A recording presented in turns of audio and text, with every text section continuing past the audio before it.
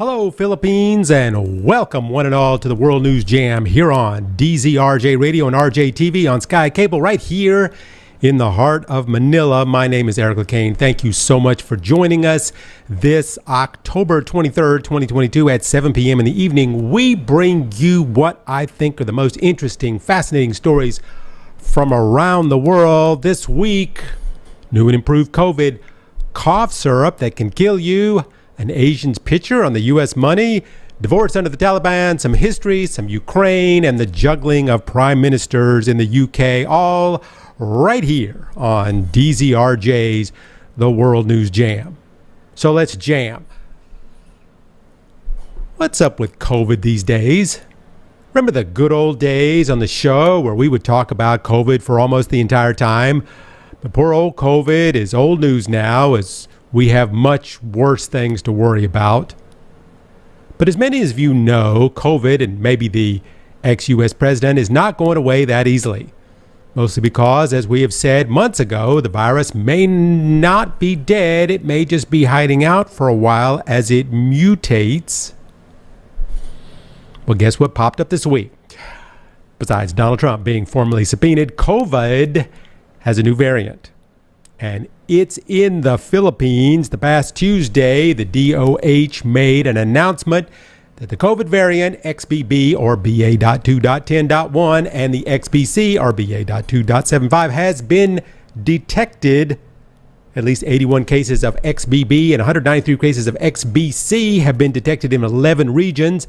Now, while the new version seems to be evading the vaccine, there's no evidence that the new variant has caused a more severe illness. Seems if you get it, you have a 30% lower chance of going to the hospital than if you had, say, Omicron. So the Philippines does not currently see a reason to change any of its current restrictions. As of the moment, the Philippines is sitting on 23,341 active known cases. That's not very bad. But things are not all that hunky-dory with this new version. First of all, even though it's not that bad, it is extremely resistant to the current vaccine. But here, something weird is going on around the world. For instance, there's a dramatic increase of deaths of pregnant women, especially in Black and Hispanic women. There's been a spike of 80% of pregnant women who have passed away due to the new COVID. In the U.S. alone, in Black women that were pregnant who died from COVID, it went from 44 in 2019 to 67 last year. But for the most part, with these types of stories, the world is paying less and less attention because, well, the world has kind of gotten tired of the COVID story. It's boring every week. Well, it may be boring to us, but not that boring to China. As President Xi is set to take his third term, China has continued to say the words zero COVID. They continue to have lockdowns to control the spread of the disease, although they don't always say lockdown. They say status management or temporary society control or enclosed management. These are not described as lockdowns. They are described as, according to the straight translation, home stillness. In other words, you are not locked down, however, you cannot come out of your house. And if you do come out of your house, this is considered malicious intent and you'll be quarantined and then detained. China has changed the zero policy name to the Scientific and Precise Dynamic Zero Phase Policy.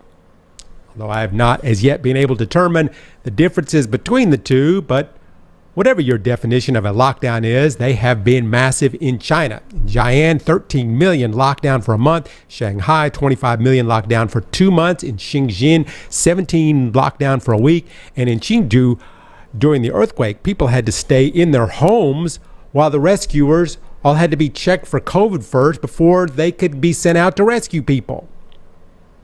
A lot of this is based on pleasing the president.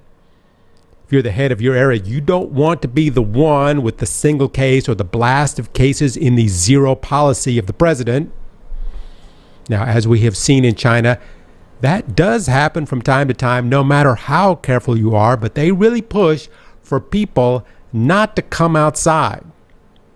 Some officials are being creative in locking down, as they are trying to make everyone believe that they are not really locked down.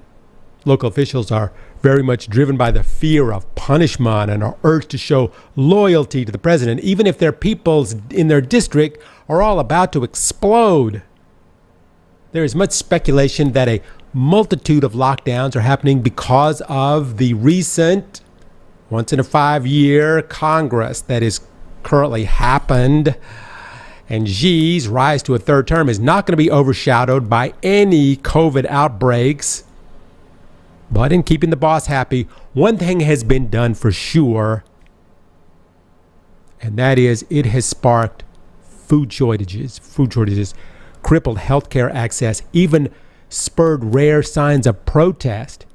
In fact, even as the Congress started, a man wearing an orange work suit and a yellow hard hat unrolled 2 massive signs on a bridge with slogans written on it as he chanted, "Go on strike and remove the dictator, and the national traitor is Xi."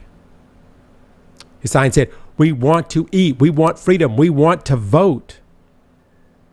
Of course, immediately the man was pulled down. The many pictures and videos of the event that he did were deleted immediately on the web. Social media, messaging apps, they got everything off. This kind of protesting was something that was unthinkable in China before. And how could he pull this off without officials seeing him? They put the official Chinese internet scrubbers into overdrive, trying to ease any instance of that protest. But it shows the intense anger and frustration of this overzealous COVID policy and seems to many to be doing more harm than good. One of the banners read, "We are citizens, not slaves," leading to the fact that many people in China see these lockdowns as just examples of controlling the people. That it is little to do with the issue of COVID and more to do with making sure that the people do what they are told and do it without question. There have been discussions and criticisms of President Xi's consolidation of power. However, all have been immediately shut down. Even the previous head of China was mysteriously escorted reluctantly off the floor of Congress. Nobody knows why that is. But this defiance on the bridge was more than just a writing of a post. This protester is now known as the Bridge Man, which is a reference to the original Tank Man. Remember that guy in Tiananmen Square during the protest when a single man stood in front of a tank and refused to move? It's one of the greatest photos in history. So will the Bridge Man have that kind of historical significance? Unfortunately, the internet censors crushed most of the photos of him. He called out during the protest to have people rise up and strike against the oppression of the Chinese government.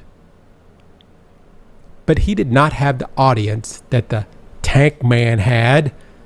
China is much smarter now than it was then. The Communist Party can now see when a seed of discontent is growing and can yank them out of the ground before the roots have a chance to take hold.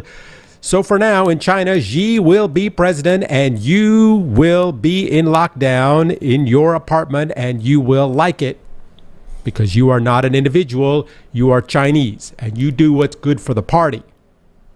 And that's final.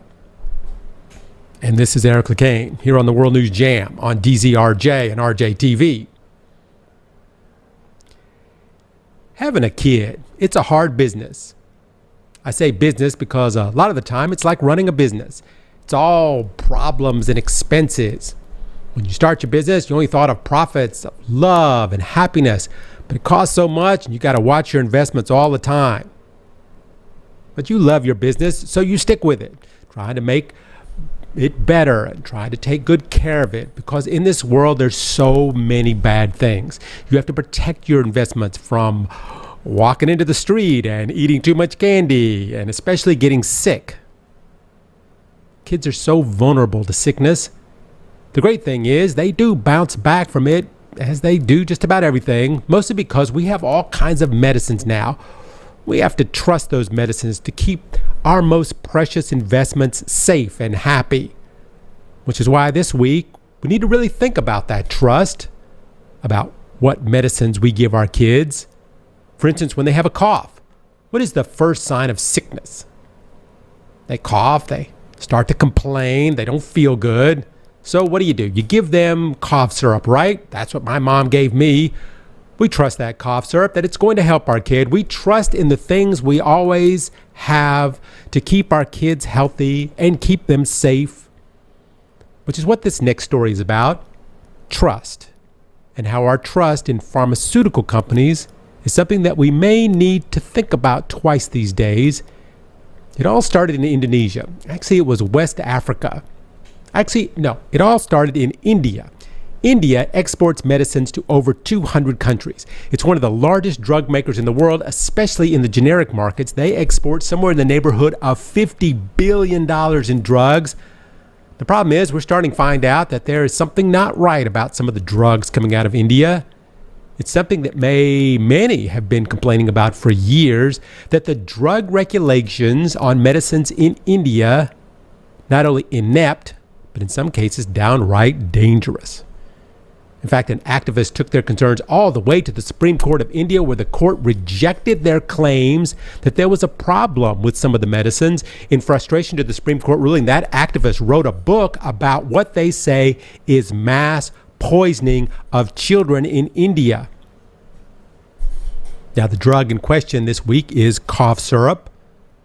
And if you look back in India's medical history, there have been actually multiple poisoning cases as far back as 1972 with cough remedies.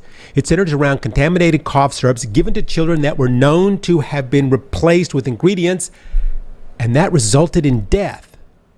There have been 5 mass casualty events in children since 1972, and they are all based around the use of diethylene glycol. In 1972, 15 children suddenly died, and then in 1986, there were 14, then in 1988, 11, then 1998, 33. Jump ahead to 2019, there were 11 deaths.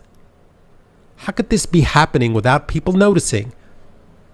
And if they did notice, how could this be left to continue? Yet it was never really that a big deal to the government there, not until now. Now there has been much focus on the problem of India putting this ingredient into cough syrup. Why now all of a sudden are we noticing this happen?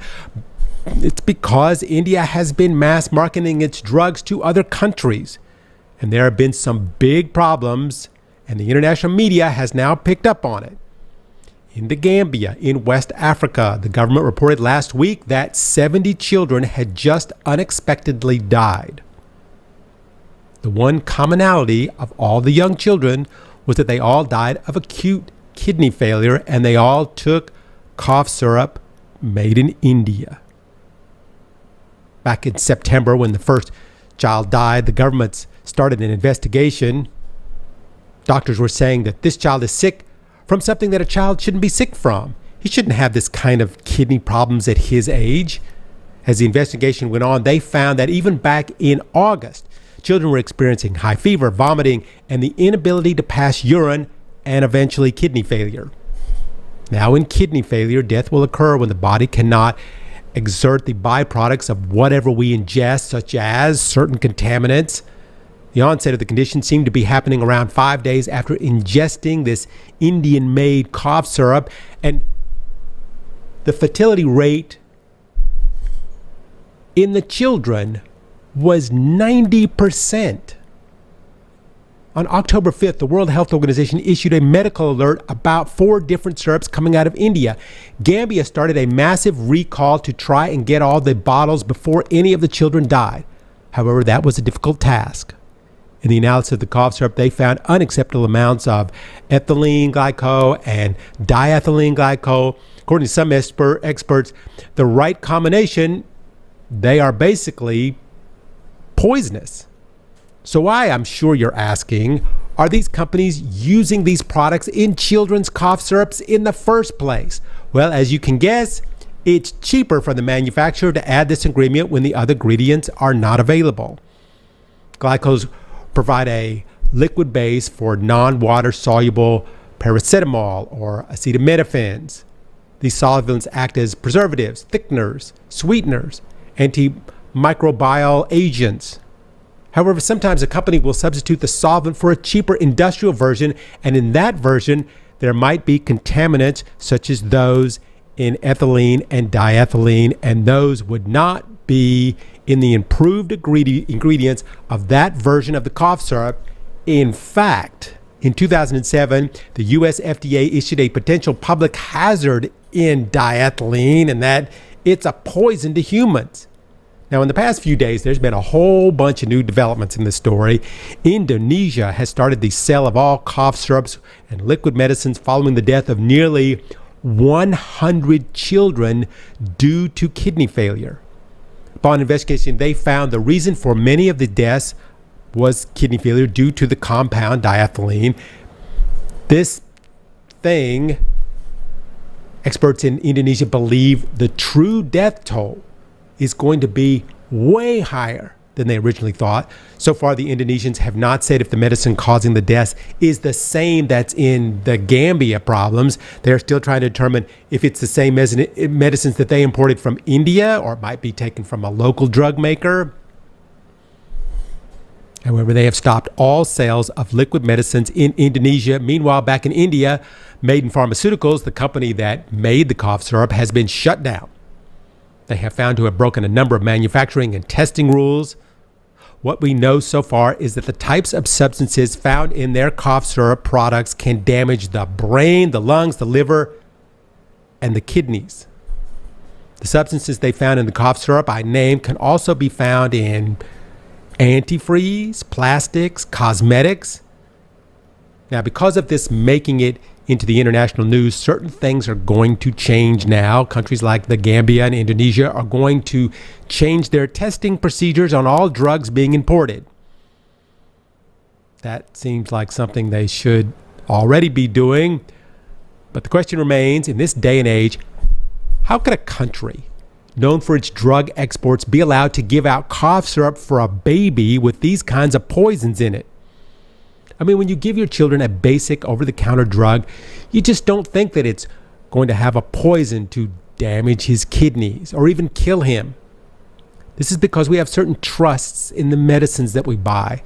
We just assume that they are made to help our children, to make them better. In any case, when I get asked that question in the drug story, do you want the name brand or do you want the generic brand? I don't know. Maybe worth it to pay for the name brand now. Or at least ask where the generic brand comes from. Because if it so happens to be from India, you might want to put it back on the shelf. This is Eric Lecain here on the World News Jam on DZRJ and RJTV. Now, this is not the money segment, but today I was going to talk about the quarter. It's a coin. It's part of the U.S. currency, equal to 1/4 of a U.S. dollar, or about 15 pesos. When I was growing up there, always things were 4 for $1. Hot dogs at the local Hardee's restaurant, or a quarter each. So if you had a quarter, that usually meant hot dog. Now, for the longest time, the quarter had George Washington, the first president, on the front of it, the head side, and an eagle on the back, which was the tail side. Eagles being the national bird of the U.S. Now, through the years, there has been other backs of the quarter, such as 1976 quarter celebrated the bicentennial celebration of the country. There was a depiction of a military soldier playing a drum. But later came the quarters, which each of the 50 states being on and having its own back on a quarter. It was always the kind of a big deal when you managed to get a quarter with your state on the back. These quarters were such a hit that once they ran out of states, they decided to put U.S. territories on the back, including Puerto Rico and Guam and American Samoa and the Virgin Islands, the Mariana Islands. But now, here in 2022, there's a new idea for what will be on the back of a quarter: women. Women who, whether they may have known it or not, had a profound effect on the history of the U.S. Like Maya Angelou, a writer, a singer, dancer, poet, and activist. She was the first black woman to be on a piece of the U.S. currency. Dr. Sally Ride, the first American in space. Wilma Mankiller, I love that name. She was the first chief of the Cherokee Nation, Betsy Coleman, the first black woman pilot. She was a stunt pilot who actually died in a stunt. Also Eleanor Roosevelt. Edith Kanakaola, the Hawaiian composer. Several others. But our focus today is on a woman that you might be surprised to see there. See, on the back of one of the quarters, there will be an Asian woman, a Chinese actress named Anna May Wong. Now, she had a very distinct look about her at the time, about the 1930s. She had bangs, very controversial at the time, a blunt cut, kind of a bob, thin penciled in eyebrows. She actually first started acting in the 1920s, got her first role at age 14 in the movie Toll of the Sea. But at the time, she didn't know what an influence she would have in the Hollywood film world. Now, in the beginning, it was hard for her to get parts. Having the look that she did, she couldn't get too many. So she moved to Europe to give it a try, but then finally came back to the United States to land a supporting role in the movie Shanghai Express, a movie about a group of white train passengers held hostage by a warlord during the Chinese Civil War. But Anna May's life and acting was not always that easy. There was actually a law back then that stopped Asian women from starring in movies opposite of white men. Back then, Asians were mostly played by white people made up to look like Asian. But Asian women could not be the love interest on screen to a white man, even if he was playing the part of an Asian. But Anna May pushed forward in her career any way she could. She became somewhat of a fashion icon, being the first to embrace the flapper look, which was a short skirt in the 20s with bobbed hair and bras and lingerie, heavy lipstick and mascara, and flaunted their disdain for what was considered acceptable behavior. But in 1934 in New York, she was voted world's best dressed woman. She was thought to be one of the top fashion icons of the era. But the problem she had, though, was getting movie parts. Even if it was an Asian woman that she would be playing, she continually was passed over for white women who would wear makeup to look Asian, something that they called yellow face at the time. Now, the yellow face makeup was later changed to it actually only being black people that cannot be seen in a relationship with white people on the big screen. That's just the way it was back then. But anyway, she did several more movies in the 1930s for Paramount, playing Chinese characters. But it was in 1951 where she landed the starring role in The Gallery of Madame Lusong, the first ever U.S. TV show starring an Asian American in the lead role. Now, she had plans to return to the big screen in the movie Flower Drum Song. However, she died of a heart attack at the age of 56. But she changed a lot in the way Americans viewed Asians, especially during that time. Even though many of the parts she played were stereotypical dragon lady parts, wherever she was on screen, everybody seemed to really notice her. But she was constantly up against a law really designed and for black actresses, where they could not kiss a white person on screen. She was even cast as an Eskimo, but never as a love interest opposite of a white man, even if he was playing an Asian. She was cast in a play called On the Spot, in which she portrayed a Chinese character, but the director wanted her to play it using mannerisms that a Japanese would use, because that was the most popular then. But she refused because it was a Chinese character. She instead used her knowledge of Chinese styles and gestures to bring a greater authenticity to the part. In her early movies, she was typically cast, such as in The Daughter of the Dragon, as an evil Chinese. Even though she had more lines and screen time, she was paid substantially less than the other actors. Because of this, she became an advocate for Chinese Americans having parts other than just Chinese villains. She asked the question, why must Asians always play murderous, treacherous, snake-in-the-grass parts? We are not like that. How could we be with a civilization that is so many times older than the West and everyone be a snake in that civilization? Wong eventually made her way to Europe, where she starred in the vaudeville acts. However, in 1934, in the movie Java Head, and in that movie, she kissed the lead male, who was white. It was her only kiss on film. But even the Chinese government was against her, and many times spoke out against her being in American movies. But Americans became more sympathetic to her during the war. But even at the height of her career, Wong thought there was a chance to star in a major motion picture. And so she tried. It was called The Good Earth, where the main star was Chinese. But again, she was passed over for a white woman made up to look Chinese, and they offered her a lesser part that was a negative, deceitful character. The white actress in the movie won the Oscar for Best Actress in a Motion Picture. But through the struggles of being an Asian in Hollywood during the 1930s, she was able to break down many barriers and finally landing the part of the daughter of Shanghai. In fact, she had the script rewritten, showing an Asian in a positive role. She said, "I like my part in this picture better than any I've had before because this picture gives Chinese a break. We have a sympathetic part for a change." To me, that means a great deal.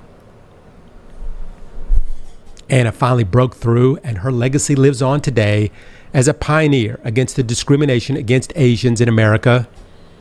Who knows where the U.S. movie industry might be now, if not for her influence? And now, many decades later, we will be able to remember her history and the things she accomplished every time we spend a quarter. Anna May Wong, one of the first Asian movie actresses, will have her likeness stamped right there on the back of a piece of U.S. currency, the quarter. And this is Eric Lecain here on the World News Jam on DZRJ. A comedian once said that the best part of marriage is divorce. It's like the marriage in that it's a happy time in one's life. And falling in love and getting married is second only to the happiness of hating someone and finally getting a divorce. And unlike marriage, divorce is forever. You can see the person again, but you don't ever have to live with them or listen to them day after day. Ah, the bliss of divorce. But still, in the Philippines, they do not have. One of the last countries to not allow a divorce. Now, of course, they have the annulment, which means the marriage never happened. The Philippines actually has misinterpreted the definition of what the word annulment even means.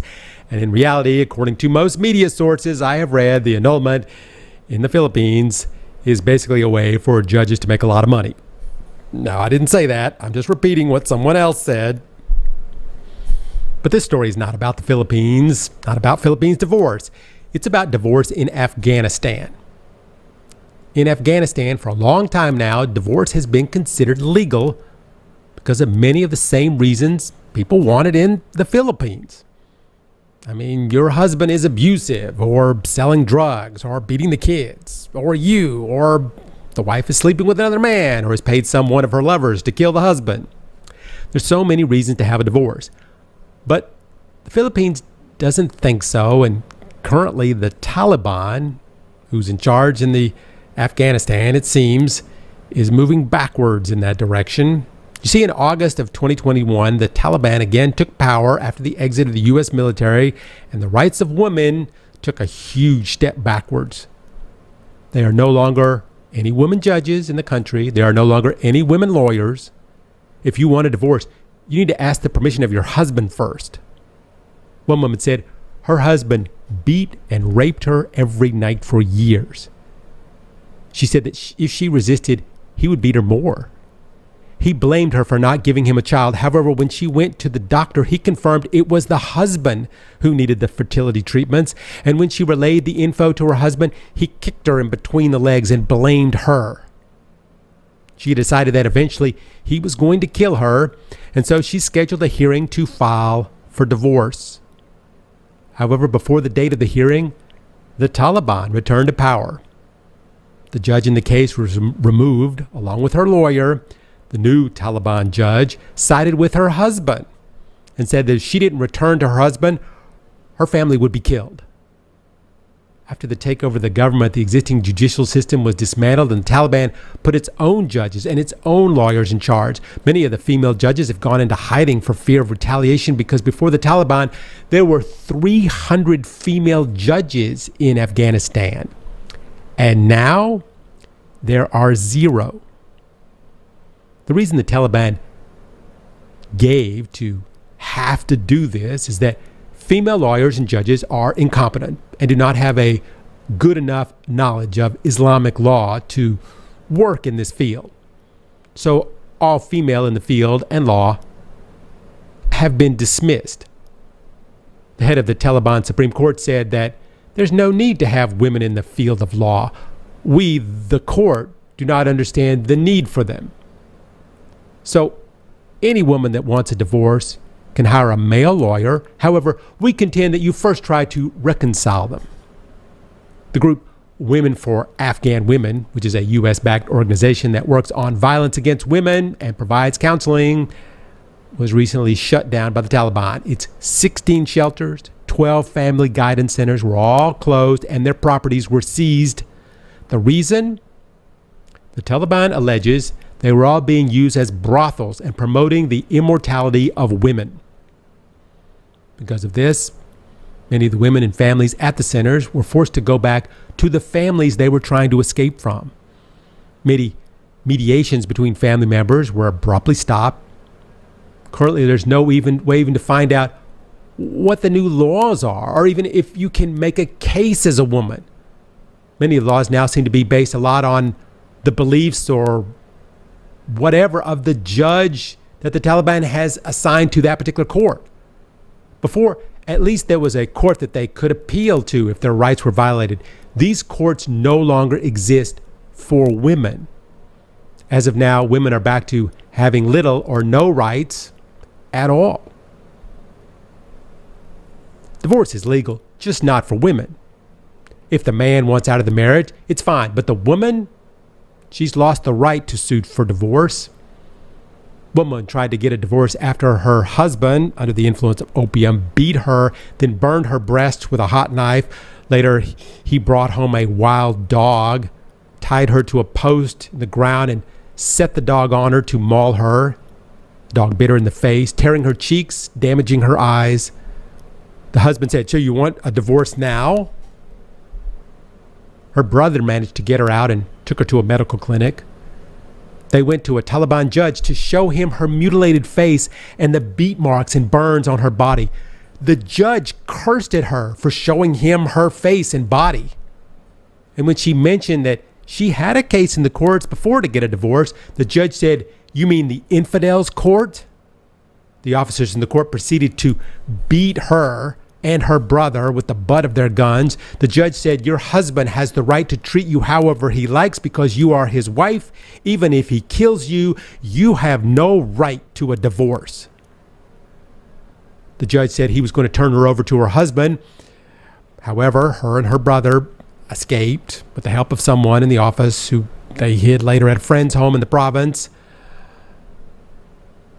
For all the vast ways Afghani women have made strides in business and in rights, being able to speak out, all of that seems to now be reverted back to decades before. All of the steps forward women have made have been wiped clean. The Taliban have now put women back to the time where the rights of animals is sometimes higher than the rights of women. You know, I've had many debates on the subject here in the Philippines. I've talked to many religious people about divorce who believes under Christian law, marriage is final. Then in the case of a woman being beaten and abused, in the case of a young girl being sold by her parents in marriage, in the cases of adultery, the man and the woman must stay together because that's what God wants. In those cases, the Christian God and the Muslim God, seem to want women to suffer. I know the Bible quite well, and it seems divorce is not exactly God's law, but rather what some want God's law to be. Because, till God steps out from behind the clouds and says differently, I think he probably meant under extreme circumstances, a woman should not have to suffer. and that, well, divorce is okay. This is Eric Lecain on the World News Jam on DZRJ, giving you stories from around the world.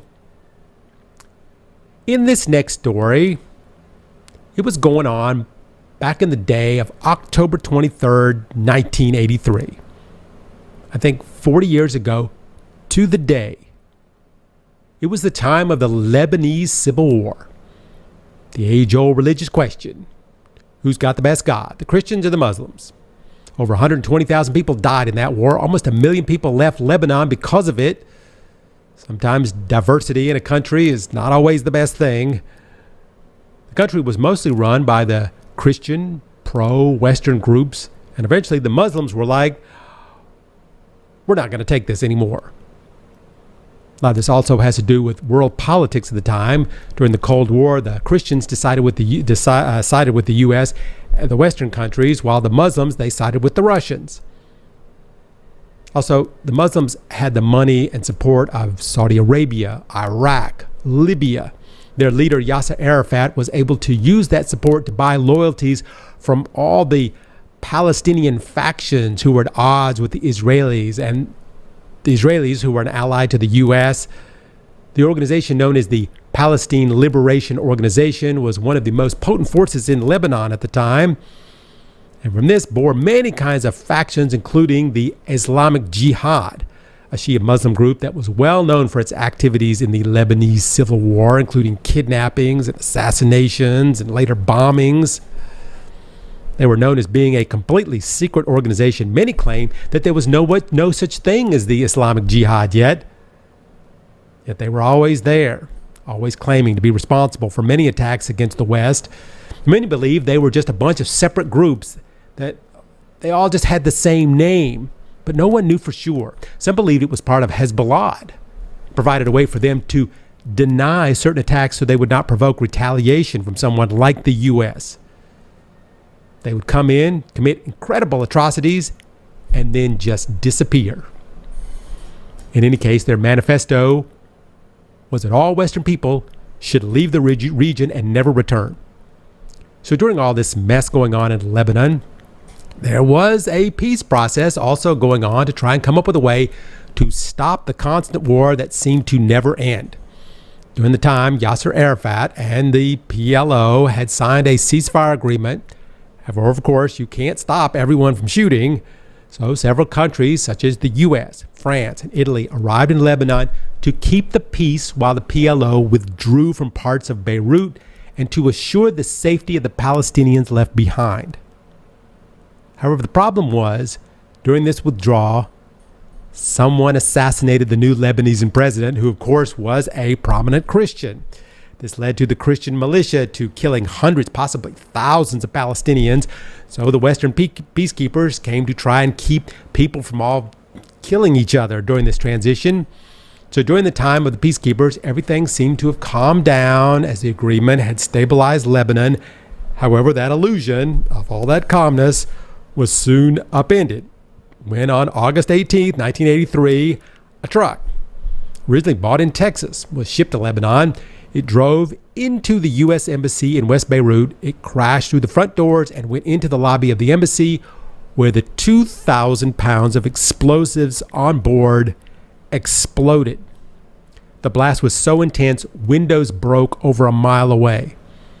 It killed 17 Foreign Service and CIA staff, 32 Lebanese workers, 14 people that were just in the wrong place at the wrong time. This was something of a new tactic in the fight against the West, the suicide car bomber. Some mark it as the true beginning of the Islamic attacks on America. Just after this, the U.S. Congress approved an expansion in Lebanon that would bring in more U.S. military, and all those troops were immediately sent to the region. The Islamic Jihad organization called a local news station to say that they were responsible for that attack, and they will continue to strike against any crusader targets throughout the world, including international forces in Lebanon. The embassy was moved to another location. However, about a month later, another car bomb exploded there, killing 2 American soldiers and 20 Lebanese. In any case, a document was signed just a month after calling for the withdrawal of all Israelis if the Syrian troops would leave the region. The Syrians, of course, refused. However, the process continued, even though militia groups continued fighting each other as the Israelis began to leave. This led to constant bombings of the U.S. Marine peacekeepers, so eventually the U.S. fought back, using U.S. gunships to slam the Syrians, which many seemed as if the U.S. had moved from being a peacekeeper to being an active participant in this war. They were now fighting for the Christians in the Lebanese civil war. This was all the jihadists needed to justify what would come next. So, on this day, October 23rd, nearly 40 years ago, a dump truck rolled into the Marine Corps barracks loaded with what they thought was water, but it was not water in the truck. Not what they were expecting. Instead, it was loaded with 21,000 pounds of explosives. The driver turned his truck, drove into a circle in the parking lot, and as he accelerated, he crashed through a wire fence. He then passed in between two sentry posts, through the opening gate, and crashed through the guard post. From there, it smashed into the lobby of the building where all the U.S. servicemen were housed and were currently sleeping. The soldiers woke up. However, there are rules of engagement. They could point their weapons. However, under the peacekeeper rules, they were not to fire unless they were being attacked. There in the lobby, the Iranian national who was driving the truck detonated his bomb in the middle of all those Americans. In seconds, it ripped through the four-story building, lifting the building into the air from its foundation, and then brought it crashing down. In that moment, 241 Marines and sailors were crushed to death. The largest single-day loss of life since the Battle of Iwo Jima during World War II. Within a short while after, another truck rolled into a French compound and exploded, killing 58 soldiers. The bomb utilized was not that unlike a thermobaric weapon. Basically, it's a butane canister with PTN, which is similar to nitroglycerin, to create a fuel-air explosion. It was on top of a concrete slab in the truck and sent to blast upwards and outward. The later investigation revealed that even if they had stopped the truck before it got into the building, the blast was so enormous that it would have destroyed the entire building anyway. As I said, around 10 minutes after the first attack, another man drove another pickup truck into the French Marine paratrooper barracks. The French fired upon the man, killed him. As the truck slowly rolled to a stop, the truck was filled with explosives, just like the first bomb, and was detonated a few moments later, just like the first one. Again, it brought the entire building down, which was 9 stories high, killed that 58 soldiers. Many of those French soldiers were gathered at the balcony to see what was going on at the U.S. Marine Corps building when the bomb went off there. It's one of the single-day largest loss of life ever in French military history. It was also what many called the beginning of a war against the West that would last for decades. Of course, many believe the war started on 9/11. But this was really the first time a large-scale coordinated effort using suicide bombers was used to attack an opposing country. On this day, October 23rd, back in 1983, marks the start of the War on Terror, which, by all accounts, still continues to this very day, October 23rd, 2022. And this is Eric Lecain here on The Jam. Nuclear Armageddon. I remember we used to talk about that back in the 70s, how the U.S. and Russia will blow the world up one day. But then it never happened. We had the Cuban Missile Crisis, but that kind of fizzled out. And since then, really nothing. So far in the nuclear history of man, we just had the Japanese in World War II. That was it. But lately, the idea of dropping a nuclear bomb is really back in the realm of possibility. I mean, it's becoming more and more apparent that if Putin starts losing the war in the Ukraine, which he may try and set one of those things off as a last big hurrah. I mean, he would go down in the history books for sure then.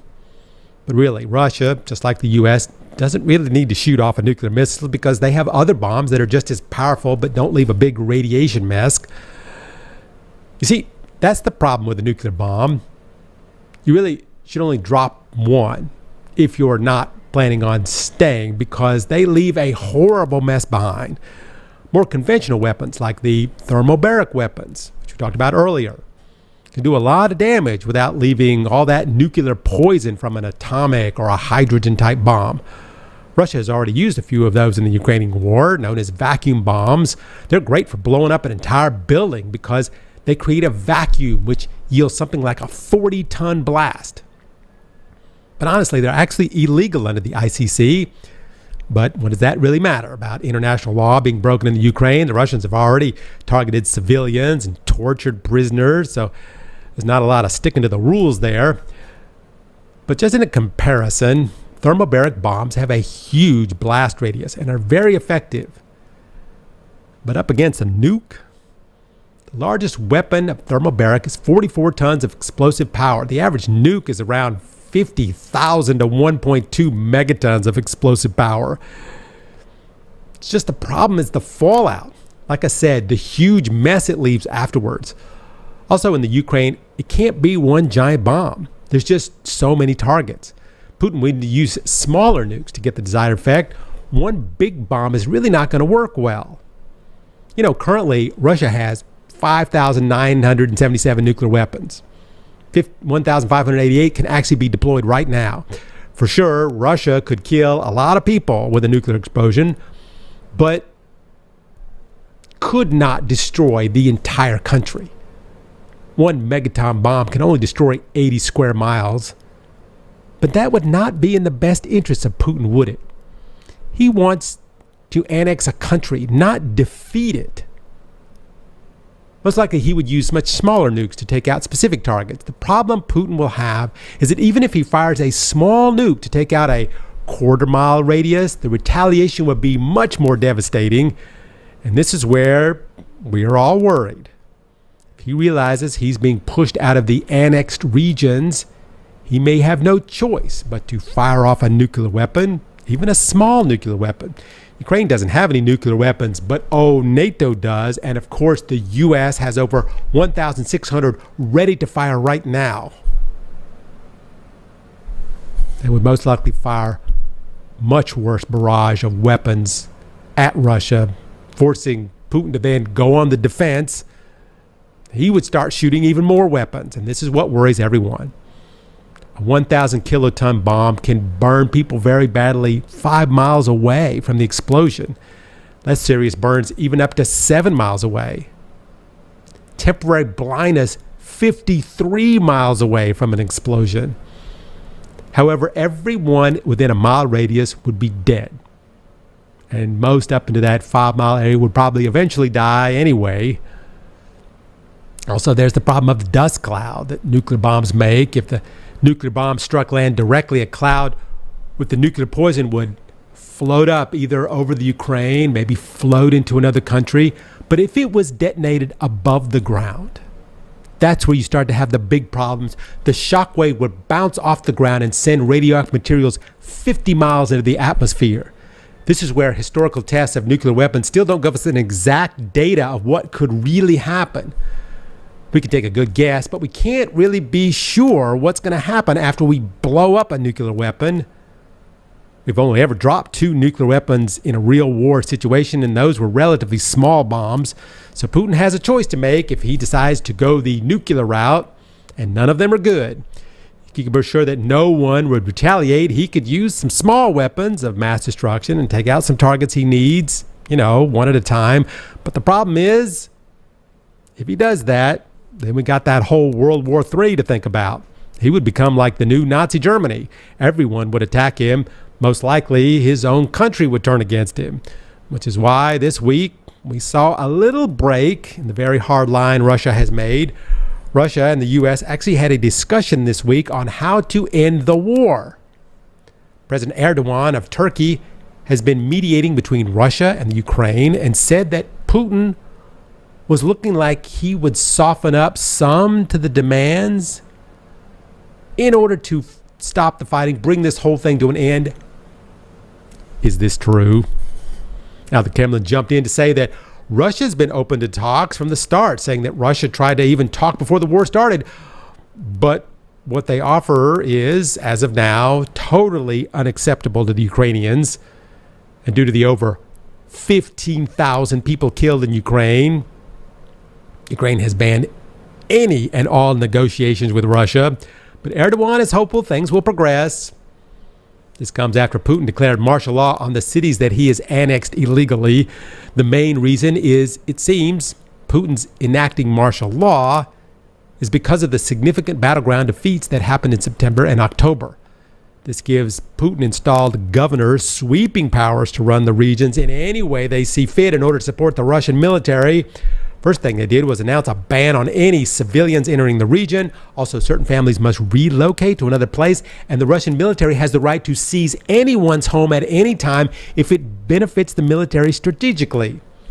Supposedly, the Russians have forcibly deported near 1.6 million people from the area. They may also seize your business to provide financial support for the military. The Russians have had to bring in reinforcements. However, they need feeding, they need housing, they need transportation to bring them back and forth to the front lines. Now, according to Putin, this is the will of the Ukrainian people, that the people voted for this.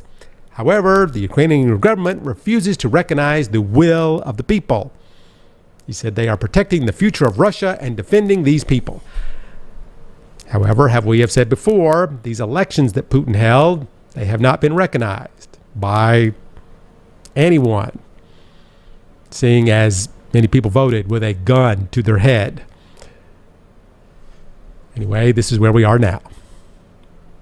Putin has to institute a draft for young Russian men. He's instituting martial law in the areas of land he has. According to the UN, he has annexed so many places illegally and is toying with the idea of using a nuclear weapon. Things seem to be getting worse and worse for Putin. In the past, any Russian that stood up to Putin was jailed or killed or disappeared. But that doesn't seem to be working in the Ukraine. Now he's being put in the position of losing. And for Putin, if it looks like he's going down, he's going to go down swinging. The problem being, how many Ukrainians is he going to take with him? So let's see if they can get him out before he has a chance to push that big red nuke button. This is Eric Lecain here on the World News Jam on DZRJ. When we look at world presidents that were removed from office earlier, what's one thing that sticks out? A lot of them were women. Magdalena Andersson, elected to Sweden. She was the prime minister. She resigned after her party lost power right after. Park Geun-hye of South Korea, she was arrested and put in prison for abuse of power. Theresa May of Great Britain was forced to resign after not being able to fix the Brexit issue.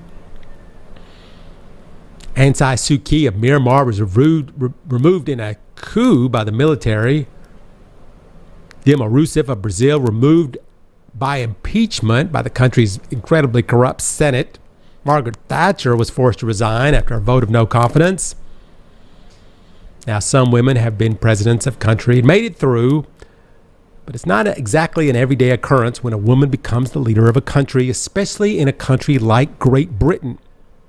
So far, they have had 3. The most recent being Liz Truss. Now, you might think that having a woman in there after having Boris Johnson might be a breath of fresh air for everyone. However, these are British, where prime ministers getting thrown out seems to be the norm of the everyday life. But at least most of them get to stay for a little while. But the one they replaced, to pick good old Boris, she only made it 45 days before calling it quits. Now, she's the one that took over for Boris Johnson, who said he would never resign, however, was forced to finally get out after a bag full of scandals and multiple defeats. The United Kingdom needed some stability after Johnson. They needed competence. They needed a regular, boring politician that could get the UK back on track in the midst of these very difficult times. And in walks Liz Truss, voted in by the Conservatives to turn the ship around and fix the mess that Boris had left. She was quick and smart and had a radical plan to bring back the economy. Trustonomics, they called it. The idea was not far from what some of Donald Trump's ideas were in the U.S. Huge tax cuts for the rich and a rollback of corporate tax hikes. Very big ideas. So, what happened? Well, the British financial markets went into a tailspin. Of course, Britain was in a massive inflation cannon, as was the rest of the world. But this crazy plan, the value of the British currency hit an all-time low. Foreign investors began running for their lives. Although she needed good people in there to help her fix this, but instead she only hired the people that supported her rise to power, and this limited her ability to pick anybody any good. The next thing was things started to go bad. She quickly tried to reverse everything. But by the time she tried to say, "Oh, we were just kidding," it was too late. She had already become the least popular prime minister in the history of the UK. The problem was that cutting taxes for the rich, which is unpopular anyway, it doesn't work. Trickle-down economics has been used before, and it has never really worked well. And investors, on the whole, they rejected the idea, sending the markets into a free fall. The pound at one point was valued at $1.03. It's been hovering, around $1.40, then crash. Also people began selling off government bonds. The banks supposedly bought 66 billion pounds of bonds. Also, they wanted to pay for the tax cuts by borrowing. This could eventually lead to the need to cut social services, which, if you do that, that's going to be very unpopular to the general public. So add in high inflation, COVID-19, stagnant wages, the interest rate hikes, weaker than expected economy recovery, the upcoming energy crisis that's caused by the war. Basically, she pointed the economy gun right at her own head. The idea of jumpstarting the economy by giving more money to the rich and large corporations just almost never works. Just like in the Trump days. You give to the rich lots of extra money. The idea is they will spend it and jumpstart the economy. However, they don't spend it. They keep it. They are rich, greedy people. They buy stock back. In the meantime, energy bills and mortgage costs go up, and regular bricks cannot even pay to spit. I'm not even sure what that means, but my grandmother used to say it. But in any case, the confidence in Liz burned out almost as quickly as it came in. Now come to the task of figuring out what to do and who's going to replace her. And there's one name that keeps popping up that you just can't ignore: Boris Johnson. After spending all that time finally getting over the poster boy for messy hair, his supporters want him back. Although many think the embarrassment of putting him back in the seat will even rival the thought of re-electing Donald Trump. One of the problems is that the Conservative Party that pushed for Brexit, got themselves in power, now can't seem to agree on anything. There's the Boris Johnson side, there's the Liz Truss side, there's the One Nation liberal conservative side, and no one can ever seem to get ever on the same side. And the public is thinking about booting them all out of office pretty soon anyway. They have several years left. However, the opposition thinks they have screwed up so bad that maybe it's time for them to leave right now. Liz Truss was not a leader forced out by a military coup or put in cuffs and taken to jail. She made a decision based on conservative ideals, and it didn't work. Very much like past U.S. presidents like Ronald Reagan. This kind of financial plan depends on the greedy to do something that they don't understand. And that is not being greedy.